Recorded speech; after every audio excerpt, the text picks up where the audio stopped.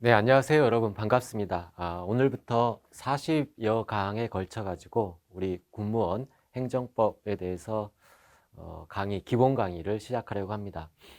일단은 여러분이 행정법을 전체적인 조망을 한 다음에 개별적인 그 세부적인 내용들을 학습하는 식으로 정리를 해 나가셔야 돼요. 즉, 이 법학 과목이라는 게 그냥 지엽적인 것만 파다 보면은 전체적인 숲을 못 보고 그 개별적인 것을 계속 암기하다가 어려워져서 스스로 포기하는 경우가 많습니다. 그래서 전체적인 그 이해, 항상 내가 어디를 공부하고 있는지 그 이해가 중요합니다. 그래서 일단은 우리 행정법이 어떻게 되어 있는지 살펴봅시다. 먼저 행정법 총론이 있고, 그리고 행정법 강론이 있습니다. 여기 강론에서는 개별적인 내용들을 배워요. 그때그때 지방자치법, 경찰행정, 그런 세부적인 내용들을 공부를 하고, 이걸 뺀 다음에 이제 첫 번째로는 총론을 배울 건데, 이 총론은 크게 행정 조직, 행정 작용, 그리고 행정 구제, 강론도 마찬가지고, 전체적으로 행정법은 세 파트로 나누어 있다라고 생각하시면 돼요. 조직, 작용, 구제. 이게 무슨 말이냐면 행정은 국가기관 중에 주로 정부가 담당하죠. 행정부가. 우리 국가기관은 국회와 행정부, 사법부 이렇게 세 파트가 있죠. 법원으로 구성되는 사법부. 국회를 입법부라고 하고, 입법부에서 어떤 의사를 결정하면 우리 사람으로 치면 머리라고 생각하면 돼요. 내가 저쪽 길로 갈 것인지 이쪽 길로 갈 것인지 의사를 결정하죠. 머릿속에서 생각을 해서 이쪽으로 가는 게 나의 발전을 위해서 좋겠다. 국가도 마찬가지예요. 국가가 국회의원들이 모여있는 국회에서 법률이라는 형식으로 법을 만들어서 이쪽으로 가자라고 의사 결정하면 그게 행정부로 하달이 됩니다. 행정부에서는 국회가 결정한 법률로 결정한 의사대로 행정부가 움직여요. 몸을 그쪽으로 손발이라고 생각하면 돼요. 사람으로 치면 손발. 이 손발이 그쪽으로 국회가 결정한 방향대로 움직인다. 그리고 이 제대로 움직였는지 그것을 검증을 해야 되죠. 인간은 스스로 양심에 따라 검증하지만 이 국가라는 단체는 많은 사람들이 얽혀 있기 때문에 따로 기관을 둬서 검증을 합니다. 너 제대로 국회가 만든 거, 너 법 제대로 만들었느냐? 의사결정 제대로 했느냐? 검증을 하고 행정부, 국회가 만든 법에 따라서 제대로 지금 가고 있느냐? 검증을 해요. 그것을 사법부에서 판단한다. 이렇게 이게 국가죠. 국가. 대한민국이라는 국가는 안에 머리에 해당하는 국회, 손발에 해당하는 행정부, 그리고 이걸 감시하는 사법부. 이 세 개의 기관으로 나뉘어져서 대한민국이라는 국가가 움직여 갑니다. 근데 그 중에서 우리가 중심을 둬서 배우는 부분은 이 행정부가 하는 일들을 배운다는 얘기죠. 행정부. 그걸 행정법이라고 하고, 이 행정법의 내용으로는 자, 어떠한 조직을 갖추어서 손발이 움직이고 있느냐. 행정부의 조직을 배워요. 행정부 조직. 그럼 그 조직이 구성되어서 뭐 조직 여러 개가 있겠죠. 법무부 장관도 있고 기획재정부 장관도 있고 뭐 국토교통부 장관 여러 부서의 장관들을 중심으로 한 조직이 있고 그 조직이 하는 일 특히 국민에 대해서 하는 일을 작용해요. 작용. 예컨대 토지 거래를 하도록 허가를 해준다거나 또는 음식점 영업을 하도록 영업 허가를 해준다거나 건축을 하게끔 건축 허가를 해준다거나 이러한 대표적인 인허가 등의 행정작용 그리고 이런 것들이 제대로 잘못될 수도 있죠. 이 공무원들도 사람인지라 법을 잘 몰라서 또는 법을 알면서도 고의적으로 국민에게 어떤 피해를 주는 잘못된 행위를 했을 때 국민들은 구제받아야 될 거 아니에요. 그걸 행정구제로 해서 나뉘어져 있다. 조직을 갖춰서 국민들에게 어떤 작용을 하고 국민들에게 작용을 하고 그 작용이 잘못됐다라면 구제하는 수단, 행정구제. 예컨대 대표적인 게 행정심판과 행정소송이 있어요. 이러한 내용들을 배우는 게 행정법이다. 그래서 행정법 어렵게 생각하지 마시고 사람처럼 조직을 갖춰서 우리들에게 뭔가 행위를 하고 그게 구제된다. 이런 행정부가 하는 이런 행정은 추구하는 목적이 뭘까요? 행정부가 추구하는 목적. 그것은 이 국가, 대한민국 국가의 일부예요. 이 대한민국 국가는 왜 존재해요? 현재 민주주의 국가에서는 국민들을 위해서 존재하죠. 옛날에 봉건 시대에 군주주의 국가에서는 군주를 위해서 국가가 존재했어요. 그러나 지금은 이제 그런 건 없고, 지금의 민주주의 국가에서는 이런 국가기관이 하는 모든 행동은 다 국민의 자유와 권리를 보호하기 위해서 존재한다. 이게 핵심이에요. 국민의 자유와 권리를 보호하기 위해서 국가기관, 특히 우리가 배우는 행정법, 행정의 내용은 국민의 자유와 권리를 보호하기 위한 취지에 있다. 그래서 여러분이 항상 어떤 판례를 본다거나 어떤 제도를 공부한다거나 그 교과서를 볼 때는 모든 초점은 우리의 권리, 우리의 자유와 권리가 어떻게 잘 보장될 것인가에 맞춰져서 행정이 구체적으로 어떻게 이루어지고 있는지 그런 관점에서 살펴보셔야 되겠습니다. 자, 전체적인 조망은 간단히 이렇게 했고, 앞에 오늘 배우려는 건 서론 파트에 있는 기본적인 개념들이에요. 앞에 개념들을 잘 잡아놔야 뒤에 어려운고 복잡한 문제들을 해결할 수가 있습니다. 그러니까 앞에 집중을 해서 한번 살펴보도록 하죠. 여러분 교과서 가진 내용 중에 챕터 1 부분의 행정을 보도록 합시다. 그래서 행정에 보게 되면 행정의 개념상 정의가 나와 있죠. 행정은 역사적으로 어쩌고 저쩌고 나와 있는데 의미가 없고, 둘째 줄에 보게 되면 권력 분립의 원칙과 밀접한 관련이 있다. 그렇죠. 권력 분립. 국가라는 것은 국회가 있고, 국회가 만든 법을 행정부가 집행을 하고, 이게 입법을 하고, 행정부가 집행을 하며 이것들을 통제한다.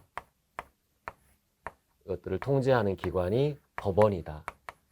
그래서 국가 권력은 이렇게 입법, 사법, 집행, 행정 이렇게 3권으로 분립되어 있다. 3권 분립이라고 하죠. 이런 권력 분립과 관련돼서 행정부가 처리하는 일, 그것을 행정이라고 한다. 권력 분립과 관련이 있다는 얘기예요. 옛날에는 이 모든 것을 군주가 했어요. 왕이 법을 만들고 왕이 집행을 하고 왕이 스스로 내가 잘했는지를 스스로 평가해요. 왕이 혼자 다 했지만 현재의 민주국가에서는 이렇게 권력, 그 기능별로 권력이 분립되어 있다. 네, 목차 2번을 보세요. 실질적 의미의 행정과 형식적 의미의 행정이라는 말이 나와 있죠. 행정은 형식적 의미의 행정과 실질적 의미의 행정이 있다. 이 말의 의미는 형식적 의미라는 말을 여러분 잘 기억을 하시기 바랍니다. 형식적이라는 것은 이렇게 국회, 정부, 법원으로 기관을 따로 분리해 놨죠. 이 기관을 중심으로 한 개념이에요. 기관을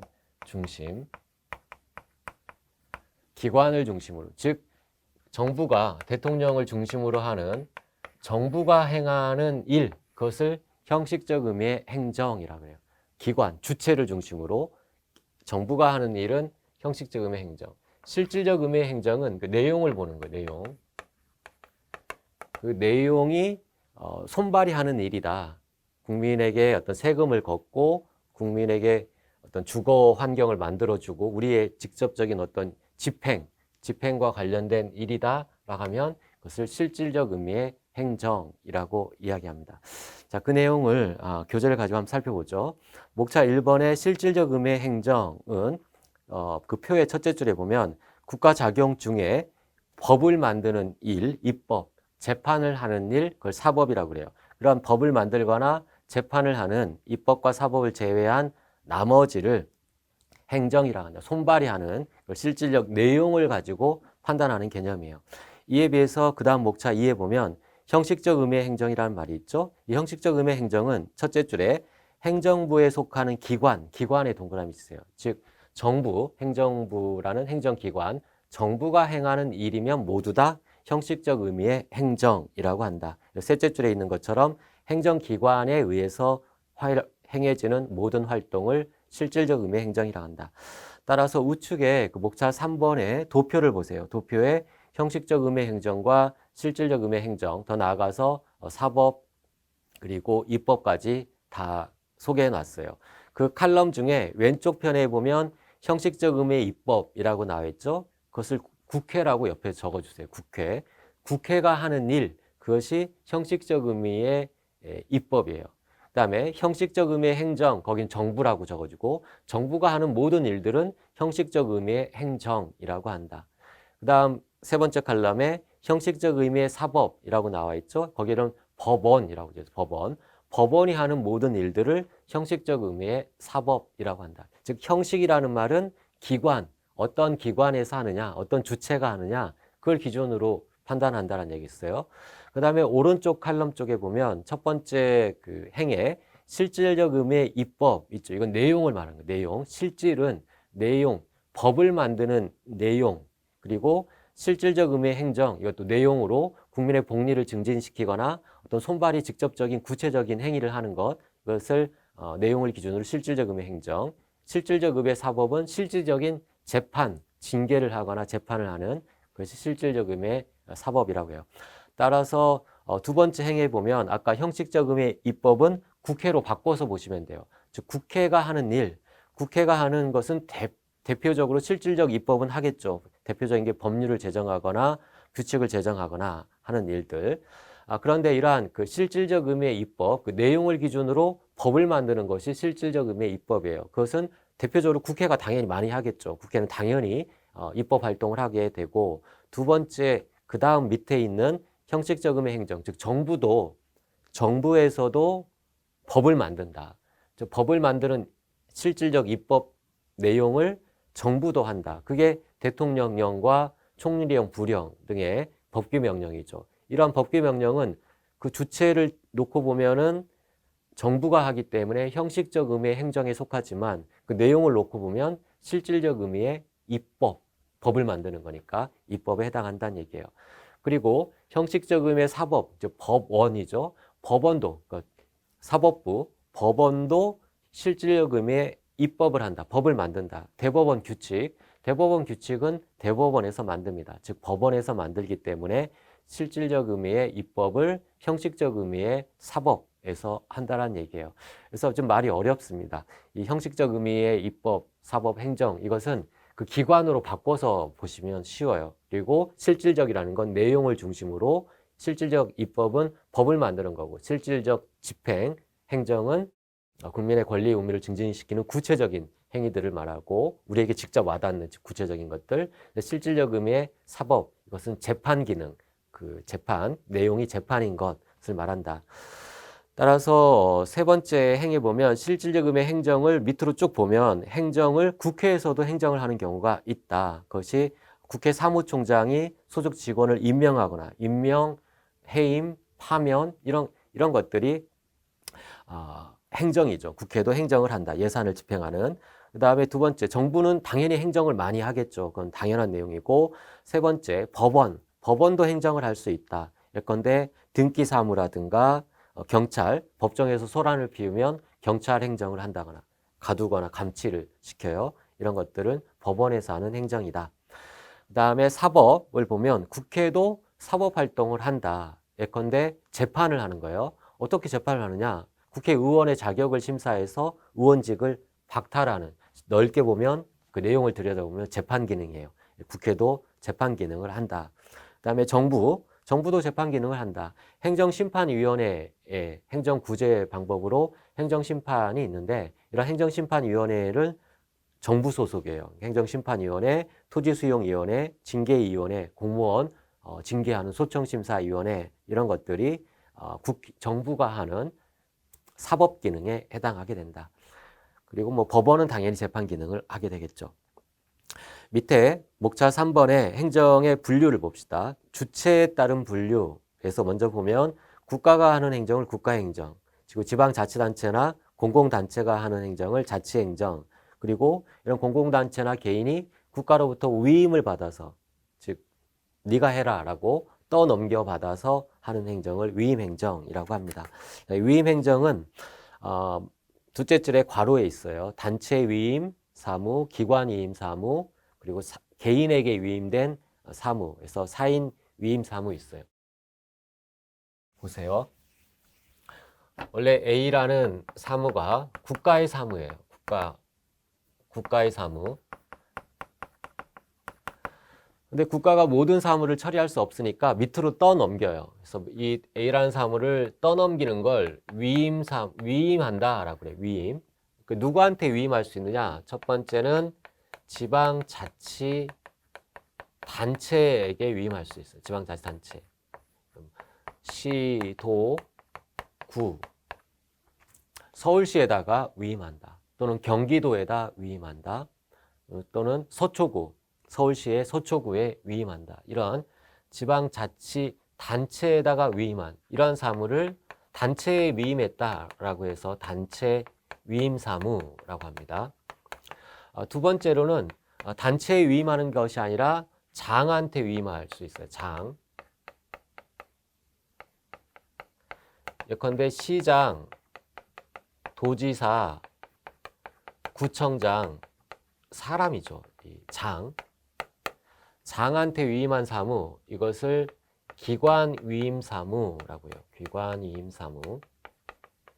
즉 단체에 위임했고 여기는 기관, 이 서울시의 시장이라는 기관에게 위임했다는 기관 위임 사무. 세 번째는 개인들, 사인에게 위임할 수 있어요. 한자로는 사인, 우리 같은 개인. 이런 개인을 공무를 위임받았다 해서 공무수탁 사인이라고 하는데 이건 나중에 배우게 돼요. 이것을 사인 위임사무라고 해요. 국가의 어떤 기능을 밑에 넘겨받아서 하는 걸 말한다. 이거 세부적으로 이 구체적인 내용은 나중에 또 자세하게 배울 겁니다. 넘겨보면 목차 2에 목적에 따른 내용에 따른 분류에서 행정의 내용이 조달행정이라는 것은 국가도 어떤 그 행정을 처리할 때 뭐 재원이 필요하겠죠. 어떤 그 건설을 한다라면 건설 기계도 필요하고 뭐 여러 가지 컴퓨터 IT를 지원한다면 컴퓨터도 필요하고 이런 필요한 인적 물적 자원을 확보하기 위한 행정을 조달행정이라고 하고 공과행정이란 그 재원 마련을 위해서 세금을 걷어들이는 조세를 걷어들이는 행정을 공과행정이라고 하고 계획행정이란 앞으로 대규모의 시간이 장기간의 시간이 필요한 고속도로를 놓는다. 하루아침에 놓을 수 없잖아요. 1년, 2년 걸릴 수도 있어요. 터널을 뚫어야 되고 하면 장기간의 계획을 세워서 신도시를 건설한다라고 할 때 계획을 세우는 행정, 그걸 계획행정이라고 합니다. 유도행정은 양가로 사이에 있는 유도행정은 지금 미세먼지가 많다. 따라서 이런 경유차를 없애야 되겠다라고 또는 휘발유차를 없애야 되겠다라고 하면 국민들이 전기차를 많이 쓰면 그런 그 공기 질이 좀 좋아질 수 있잖아요. 그러면 국민들이 전기차를 사게끔 유도하는 거예요. 전기차, 전기 하이브리드나 전기차를 사면 세금을 깎아준다거나 또는 거기에 어떤 보조금을 준다거나 하는 쪽으로 해서 전기차를 사는 쪽으로 국민들의 어떤 의사결정, 행동을 유도하는 행정, 그것을 유도행정이라고 합니다. 급부행정은 직접 주는 거예요. 즉 생활이 어려운 자력으로 살아가기 어려운 노인들이나 또는 장애인들이나 이런 분들한테 국가가 도와주는 그러한 행정을 급부행정, 공짜로 주는 그런 급부행정이라고 하고 양가로 6에 질서행정은 괄호에서 경찰행정이라고 돼 있죠. 즉 질서를 유지하기 위해서 뭐 난동을 부리거나 하는 사람들을 경찰서에다 유치하고 가둬놓고 제재를 하는 그런 행정을 질서행정, 경찰행정이라고 한다. 다음 세 번째, 어떤 국가가 하는 행정의 법적 효과에 따라서 분류하는 방법이 있어요. 이건 좀 중요합니다. 이 효과에 따른 분류. 여러분 잘 처음 공부하는 사람들은 이런 개념이 낯설 거예요. 근데 이제 이건 암기를 해서 기억을 하셔야 됩니다. 침익적 행정, 즉 국가가 하는 행정이 나의 권리를 갉아먹고 들어와서 내가 불편한, 내가 좀 싫은 국가가 나를 때리는 거예요. 그것을 침익적 행정이라고 한다. 즉 나의 권리를 제한하거나 의무를 부과하는 대표적인 것이 세금을 부과하는 거죠. 세금을 부과하면 나는 세금을 내야 돼요. 안 내면 내 재산을 뺏기게 됩니다. 그런 것들을 침익적 행정이라고 해요. 그다음에 수익적 행정은 나한테 좋은 거예요. 국가가 나한테 뭘 던져주는 거죠. 던져주는. 나의 입장에서 봤을 때 이익을 얻는 행정, 그것을 수익적 행정이라고 해요. 그 다음에 양가로 3번에 복효. 복효라는 건 두 개가 같이, 두 개의 효력이 중복해서 있다는 얘기예요. 복효. 즉 침익과 수익의 의미를 같이 갖는다. 떡을 주면서 뭔가 나한테 의무를 부과하는 거예요. 너한테 떡을 줄 테니까 대신에 나와서 아침에 1시간은 마당을 쓸어야 된다. 뭐 이런 식으로 이익과 침익이 같이 존재하는 것, 그것을 복효적 행정이라고 하고, 이 한 사람을 기준으로 복효적 행정인지를 판단할 수도 있고 여러 사람을 기준으로 판단할 수 있어요. 예컨대 국가가 갑에게 또 허가를 내줘요. 허가를 내주는 건 유리한 거죠. 이건 수익적 행정이에요. 갑에게는 수익, 이익이 되지만 이로 인해서 갑과 대립되는 을, 허가는 한 개밖에 못 내준다. 그래서 갑한테 허가를 내주고 결국 을에게는 허가를 내주지 않게 되는 거. 불허가의 의미를 갖는다. 라면 을의 입장에서는 침익이 되죠. 자기가 이익을 못 받으니까. 그래서 이렇게 하나의 국가의 어떤 작용이 어떤 사람한테는 이득이 되고 어떤 사람한테는 불이익이 될 때 그것을 복효적 행정이라고도 이야기한다. 그래서 한 사람을 기준으로 이익과 침익을 동시에 받게 되는 그런 경우도 복효적 행정이라고 하고, 여러 사람을 기준으로 한 사람에게는 이익이 되는데 나머지 한 사람한테는 침익이 되는 그런 행정을 복효적 행정이라고도 한다. 그 다음 수단에 의한 분류 방법으로는 권력적 행정, 강제하는 거죠. 국가가 우월한 지위에서 나한테 명령을 내리는 그런 걸 권력적 행정이라고 하고, 비권력적 행정은 첫째 줄 중간 부분에 사인과 동등한 관계, 거기에 밑줄으세요. 즉 대등한 관계에서의 계약 관계. 국가가 나로부터 컴퓨터 100대가 필요하다라고 해서 나랑 협상해서 사가는 거예요. 내가 컴퓨터 판매업자일 때 사가는 거. 그건 당사자가 국가일 뿐이지 우리가 시장에서 사람들을 선택해서 사는 것, 파는 것과 똑같죠. 그러니까 사인과 동등한 관계에서의 행정을 권력이 아니다, 우월한 지위가 아니다라고 해서 비권력적 행정이라고 합니다. 국고행정은 두 개로 나뉘어져 있어요. 국고라는 건 창고예요, 창고. 국가도 창고에 뭔가 물건을 쌓아놓고 필요할 때 빼서 써야 될 거 아니에요. 이 국고행정의 동그라미 1번에 보면 좁은 의미의 국고행정은 우리 개인들이 창고에 물건을 쌓아놓는 것처럼 국가도 창고에 물건을 쌓아놓기 위한 행정을 할 수 있고, 그것은 대등한 관계, 우리 사법상의 국민들과 대등한 관계라고 해서 사법상 주체로서 대등한 관계에서 하는 행정, 사법관계예요. 이런 사법관계에 관한 분쟁은 민사소송을 적용합니다. 즉 법률관계는 법에 의해서 규율되는 관계, 법률관계라고 해요. 법이라는 말은 권리라는 말로 바꿔서 읽으시면 돼요. 권리 의무 관계 같은 말이에요. 법률관계 하면 어렵죠? 어렵지만 이 법은 권리라는 말과 같아요. 법은 권리라는 말과 같다. 강제, 뭔가 누군가 힘을 써서 강제로 뭔가를 착취할 수 있다. 그게 권리예요. 법률관계는 크게 우리는 공사법 2분호를 택하고 있다고 해요. 공법과 사법으로 나뉘어져 있다. 공법은 한자로 이렇게 쓰고 사법은 이렇게 씁니다. 이 대표적인 게 민법이죠. 공법이 대표적인 게 지금 우리가 보는 행정법, 이게 공법이에요. 그래서 여기에서 어떤 분쟁이 발생했다. 국가 나 싫어. 서로 싸우고 국가와 싸워요. 나한테 내가 영업을 하고 있는데 우리 와서 영업장 더럽다, 대장균 많다 해서 영업 허가를 취소하거나 6개월 동안 영업 정지 이렇게 내립니다. 그럼 나는 싸워야 되겠죠? 이때 싸우는 방법은 행정소송으로 싸웁니다. 행정소송. 그러나 사법관계에서는 민법관계, 돈 빌려준 거예요. 내가 친구한테 돈 빌려줬는데 안 갚는다. 그럼 소송을 해서 받아내야 되겠죠? 이것은 민사소송으로 싸웁니다.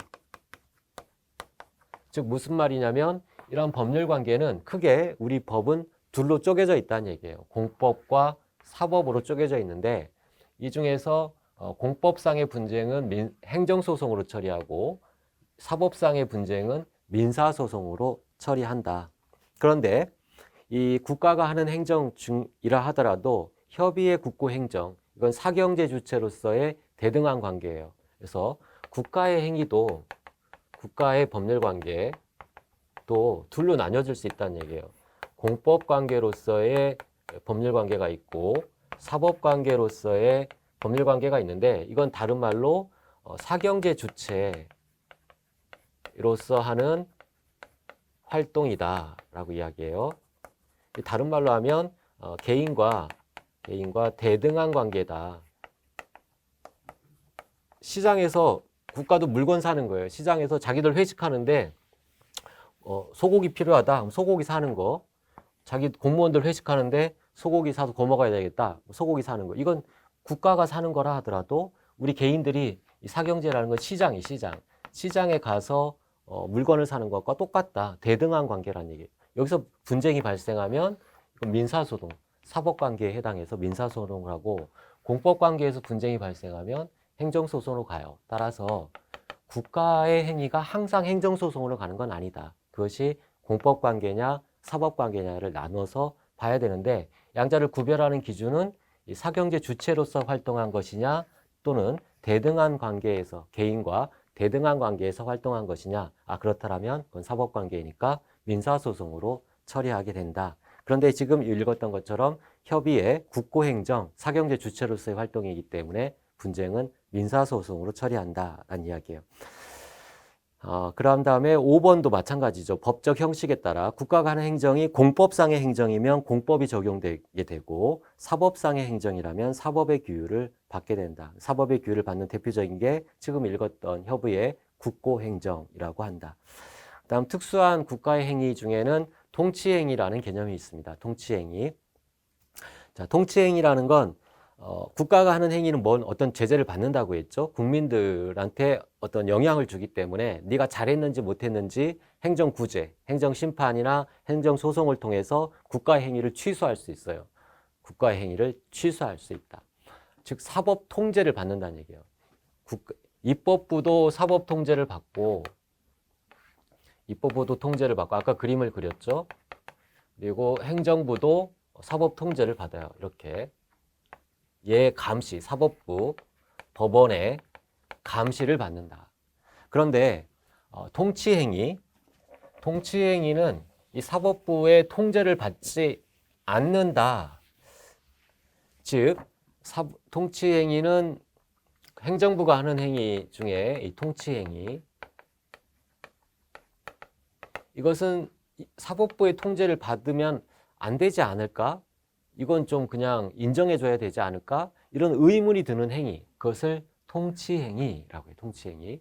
다른 말로 고도의 정치적 결단이 필요한 행위. 이 정치적인, 법적인 개념이 아니라 정치적인 개념으로 고도의 결단이 필요하다. 그랬을 때 그것이 사법심사의 대상이 되느냐? 이걸 이렇게 돼버리면 국가는 움직이지 못해요. 예컨대 일본과 지금 문제가 있죠. 그래서 일본과 국교를 단절해야 되겠다라고 대통령이 모든 것을 고려해서 국교 단절을 결정했다. 그러면 국민들은 많은 영향을 받게 돼요. 지금 일본과 거래 계약을 맺었던 삼성전자 반도체라든가 기타 다른 기업들이 국교 단절되면 이제 거래 다 중단해야 된다면 어마어마한 손실이 날 수 있죠. 근데 어쩔 수 없이 대통령이 국교 단절이라고 딱 결정을 했으면 국민들한테 피해가 많이 가게 되는데 이것을 잘못됐다, 이거 무효다, 위법한 행위다라고 사법부가 과연 칼을 들이대서 이걸 없애버릴 수 있느냐? 그러려면 좀 애매하다는 얘기죠. 이게 고도의 정치성이 중요하게 개입되기 때문에 자, 이런 부분을 공부하는 거예요. 어떤 통치행위라고 볼 만한 행위가 있을 때 이 사법부가 이 칼을 들이대서 이걸 무효로 만들 수 있느냐, 이런 논의를 공부하는 것이 통치행위 개념입니다.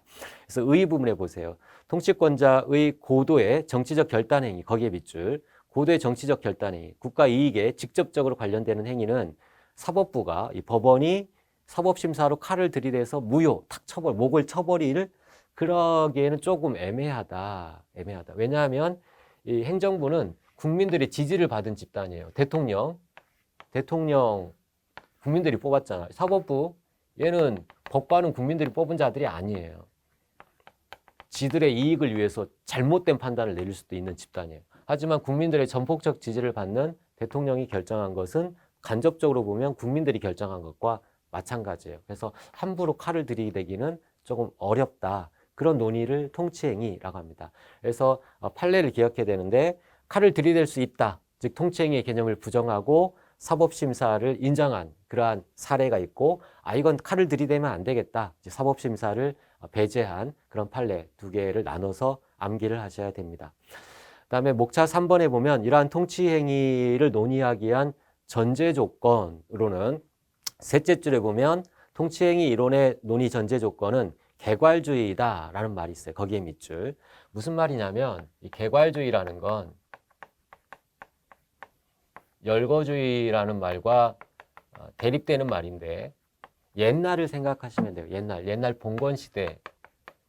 봉건 시대에는 왕이 모든 걸 결정하고 예컨대 왕이 너 시찰하고 지나가는데 나를 째려봐. 그래서 목 쳐버리고 죽여도 누구도 뭐라 할 수 없었어요. 즉 왕의 행위는 이 왕의 행위 절대적인 거라 이걸 어떻게 잘못됐다라는 말을 할 수가 없어요. 이걸 무효로 할 수가 없었어요. 그러다가 이제 국민들의 힘이 세지게 돼서 왕이 좀 물러나게 됐을 때, 야, 왕 너 너무한다. 사람을 죽이거나 국민들을 죽이거나 또는 세금을 왕창 네 마음대로 네가 돈 없다고 해서 세금을 왕창 내거나 왕창 우리한테 세금을 걷어가거나 이런 건 하지 마라.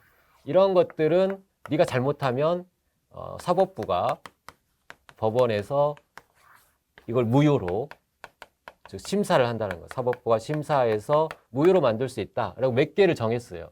요로 중요한 사람을 죽이거나 국민들을 사형을 시키거나 뭐 세금을 왕창 걷거나 이런 것들은 하지 마라. 만약 이걸 잘못하면 그럼 우리가 칼을 들이대서 무효로 하겠다. 이게 인정되기 시작했습니다. 이렇게 몇 개만 정해서 그것을 개괄주의라고 해요. 개괄주의. 열거주의. 그러나 오늘날은 이렇게 몇 개만 정한 게 아니라 모든 옛날의 왕이 지금은 이제 국가가 되는 거예요. 국가의 모든 행위는 사법부가 칼을 들이댈 수 있다. 이걸 무효로 만들 수 있다는 얘기예요. 재판을 통해서 잘못됐다라면 무효로 만들 수 있다. 모든 행위가 이런 사법심사의 대상이 된다. 그것을 개괄주의라고 합니다. 오늘날은 모든 민주국가에서는 개괄주의를 택하고 있어요. 그러니까 모든 작용이 사법심사의 대상이 된다라는 걸 전제로 해서만 그런데 모두 되지만 이건 좀 사법심사에서 빼야 되지 않는가? 이런 논의를 하는 것이 통치행위란 얘기예요. 즉 통치행위 이론은 그 논의의 전제 조건은 개괄주의를 전제로 한다. 그다음 목차 4번에 통치행위를 인정할 것인가에 대해서 대체로는 인정합니다. 지금 우리 헌법재판소와 대법원 인정하는데 그 인정되는 범위가 그때그때 조금씩 달라요. 판례마다. 그래서 그걸 이제 암기를 하셔야 되는데 인정되는 논거는 어떠한 게 있냐면 양가로 1회 권력분립설. 즉 내재적 한계가 있다. 즉 사법부는 모든 행위를 심사할 수 있다고 하지만 사법부가 심사하는 건 얘네들은 정치 집단이 아니기 때문에 책임을 지지 않아요. 책임이 없어요. 즉 정치 집단은 책임이 있죠. 대통령이 잘못하면 다음 선거에서 물러나게 됩니다. 즉 정치적 책임을 져요. 의원들이 잘못하면 다음 선거에서 국민들이 안 뽑아줘요. 그걸 정치적 책임을 진다고 해요. 하지만 이 사법부는 책임을 지지 않아요. 얘네들은 철밥통이죠. 정년이 보장돼 있습니다. 죽을 때까지, 쉽게 말하면 죽을 때까지. 저기 미국이나 이런 데는 법관은 그 종신제예요. 죽을 때까지 아무리 재판을 잘못해도 웬만큼 재판을 잘못하지 않는 한 정년이 보장돼 있어요. 얘네들은 국가가 잘못돼도 자기는 먹고 살아요. 그러니까 책임을 지지 않는 자들이 마음대로 칼을 휘둘러서 국가가 엉망이 될 가능성이 있기 때문에 필연적으로 얘들이 칼을 못 들이대는 부분이 있다. 이런 논의가 내재적 한계설이에요. 사법부의 힘에는 내재적인 한계가 있다. 다른 말로 다른 영역을 건드리지 못한다. 권력 분립이 돼 있다는 얘기예요. 권력 분립설 또는 내재적 한계설이 하나의 논거가 될 수 있고, 두 번째는 사법부 자제설이에요. 자, 사법부는 칼을 들이댈 수는 있는데 자기가 들여댔다가 괜히 국민들에게 망신을 당하거나 국가가 더 혼란스러울 수 있으니까 웬만하면 너한테 칼이 있긴 한데 칼을 휘두르지 마라. 그냥 칼집에 넣어놓고 기다려라. 자제설이죠. 사법부 자제설. 헌법재판소에서 사법부 자제설을 택하고 있습니다. 일정한 통치행위의 경우에 사법심사를 자제하는 것이 바람직하다라고 해서 사법부 자제설을 헌법재판소가 택하고 있어요. 대법원은 권력분립설, 내재적 한계가 있다. 사법부가 심사하는 건 내재적 한계. 헌법재판소는 자제설을 택하고 있다. 우리 사법부는 지금 대법원을 중심으로 하는 법원과 헌법재판소로 나뉘어져 있습니다. 권한이 달라요. 대법원의 권한과 헌법재판소의 권한이 달라요. 그러니까 두 개를 합쳐서 사법부라고 생각하시면 되겠어요. 다음에 넘겨보면 목차 6번에 우리나라에서 외국은 중요하지 않고 우리나라에서 어떤 통치행위 개념을 인정하고 있느냐에 대해서 첫째 줄에 보면 대법원, 거기에 동그라미 1, 대법원은 주로 권력분립설, 즉 내재적 한계설의 입장에서 통치행위 개념을 인정하고 있고, 동그라미 2, 헌법재판소는 통치행위 개념을 긍정하면서 고도의 정치적 결단으로 국민의 기본권 침해와 직접 관련되는 경우에는 당연히 사법심사의 대상이 된다. 원칙적으로는 사법심사를 자제해야 된다라고 하면서도 국민의 기본권 침해와 관련되는 국가작용은 칼을 들이댈 수 있다라고 하는 것이 헌법재판소의 입장이다. 중요한 내용입니다. 헌법재판소 입장 기억하세요. 원칙적으로는 사법심사를 자제해야 되는데 그 국가작용이 통치행위라고 볼 만한 국가작용이 국민의 기본권과 직접 관련돼 있으면 칼을 들이댄다. 왜 칼을 들이대요? 모든 국가작용은 국민의 권리 의무가 목표라고 했어요. 따라서 국민의 권리 의무를 제한하는 의미를 가지면 칼을 들이대서 잘했는지 못했는지 심사하겠다. 이게 헌법재판소의 입장이다. 관련된 판례들을 한번 살펴봅시다. 먼저 1번에 계엄 선포. 자, 계엄을 선포한다. 국가가 혼란스러워서 국가가 막 전복될 위험이 있다. 그래서 빨리 계엄을 선포해서 안정화시켜야 되겠다. 이 계엄을 선포하는 건 경찰이 어떤 치안 활동을 담당하는데 경찰은 이제 물러가고 군대가 총을 가지고 치안을 하는 거예요. 그러면 강력하게 치안을 할 수가 있겠죠. 다만 국민들이 심각한 자유가 제한되는 의미를 갖게 돼요. 어쨌든 그런 심각한 상황에서 국가가 살아남기 위해서 계엄을 할 건지 말 건지, 즉 계엄 선포해야 되는지 말해야 되는지 이런 것은 고도의 정치적 결단이라는 얘기에 따라서 대법원이 뭐라고 얘기했냐면 넷째 줄에 있죠. 사법권의 내재적, 본질적 한계에 해당한다. 즉 계엄 잘했느냐, 위법하냐, 적법하냐 판단은 사법부에서 판단할 수가 없다는 얘기예요. 내재적 한계에 해당한다라고 봤어요. 그다음 목차 2번에 대통령의 사면권, 즉 범죄자들을 풀어주는 거예요. 지금 범죄를 저질러서 감옥에 있는데 이것을 풀어줄 건지 말 건지 결정하는 거. 김대중 대통령이 전두환 전 대통령과 노태우를 풀어줬죠. 노태우 전 대통령을 풀어줬어요. 이러한 풀어주는 행위, 사면권 역시 이것도 고도의 정치적 어떤 타협에 의해서 풀어주는 게 국가 전체의 이익을 위해서 좋겠다. 국민 통합을 위해서 좋겠다라는 고도의 정치적 결단이 개입돼 있다고 봐요. 따라서 사법심사의 대상이 되지 않는다라고 보았다. 그다음에 목차 3번도 마찬가지죠.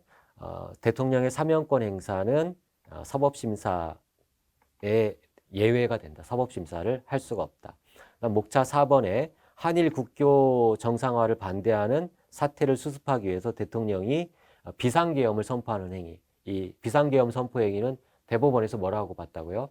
계엄을 선포하는 행위는 사법 통치행위에 해당해서 사법심사에서 배제된다. 내재적 한계에 해당한다.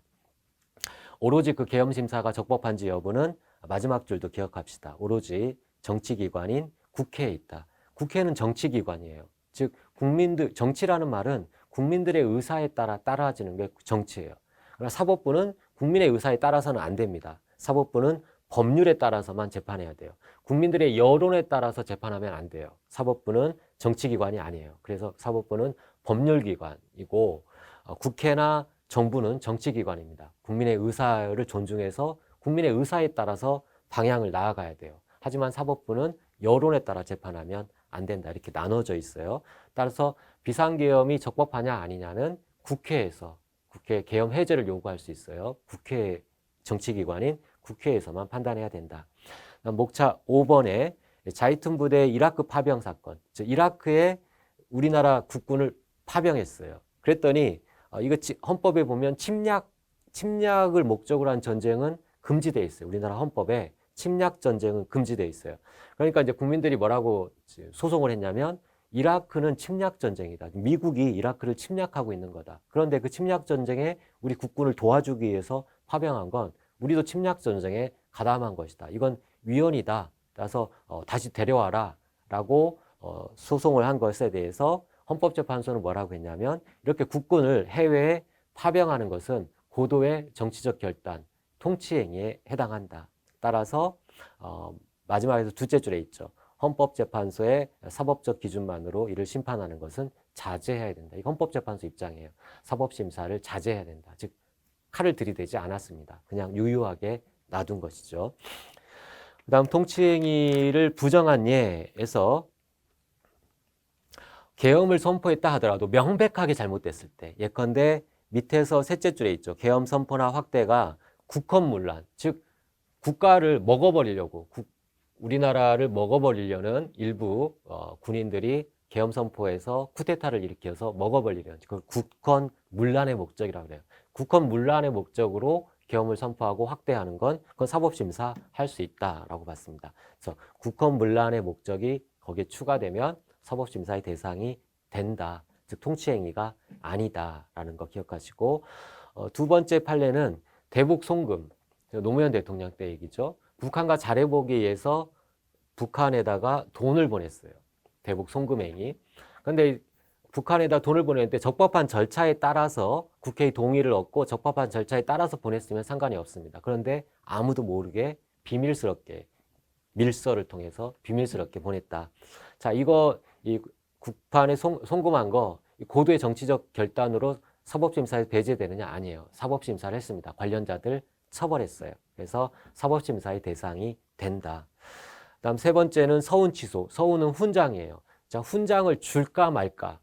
훈장을 누구한테 줄까 말까? 이것은 통치행위예요. 즉, 그 통치권자가 자유롭게 결정할 수 있습니다. 하지만 이미 준 훈장을 뺏는 거, 그 서운 취소라고 그래요. 이미 준 훈장을 뺏는 건 그 사람이 연금을 받다가 연금을 못 받게 되는 결과가 돼요. 이건 국민의 권리 의무에 직접적인 영향을 주기 때문에 뺏는 것은 사법심사의 대상이 된다라고 봤습니다. 둘째 줄에 보면 서운 취소는 서운을 주는 수요와는 다른 것이기 때문에 사법심사의 대상이 된다. 그래서 넘기면 그 다음 또 사법심사를 한 예에서 금융실명제라는 판례가 있죠. 목차 1번에 금융실명제, 김영삼 대통령 때 얘기죠. 김영삼 대통령 때 금융거래는 옛날에는 다른 사람 이름으로 차명계좌를 많이 썼어요. 그러니까 비자금이나 이런 어두운 돈들이, 암흑의 돈들이 막 돌아다녀서 이걸 투명하게 할 필요가 있다라고 해서 김영삼 대통령이 금융실명제를 실시했습니다. 이 금융실명제를 법률로 실시하면 문제가 없는데 긴급재정경제명령이라고 대통령이 직접 실시했어요. 나중에 배워요. 긴급재정경제명령. 이것에 대해서 이게 잘했느냐 못했느냐, 즉 칼을 들이댈 수 있느냐 사법부가에 대해서 칼을 들이댔습니다. 왜냐하면 밑에도 둘째 줄에 그것이 국민의 기본권 침해와 직접 관련돼 있기 때문에, 즉 실명으로 해라, 차명으로 하면 다 법에서 보호받지 못해. 예금을 자기가 찾을 수가 없어요. 몇십억을 은행에 넣어뒀다 하더라도 찾을 수 없고 과태료를 부과당합니다. 그래서 국민의 권리 의무에 직접적인 영향이 있기 때문에 사법심사의 대상이 된다라고 헌법재판소가 봤다. 헌법재판소는 그걸 가장 중요하게 생각한다겠죠. 그런 행위가 국민의 권리 의무에 직접 관련이 있느냐, 관련이 있다면 사법심사 대상이 된다. 이게 헌법재판소의 입장이라겠어요. 그리고 두 번째, 신행정 수도를 건설하는 문제. 즉 수도를 서울에서 공주로, 세종시로 옮긴다라고 결정하는 거, 이것이 고도의 정치적 결단이냐? 아니다. 수도가 이전되면 수도를 둘러싼 법률 관계도 다 이전해야 되기 때문에 국민의 권리 의무에 영향을 준다. 따라서 국민의 기본권 침해와 직접 관련되어 있기 때문에 사법심사의 대상이 된다라고 본 것이 헌법재판소의 입장입니다. 자, 여기까지 봤고 다음 챕터 2는 잠깐 쉬었다가 이어보도록 하겠습니다.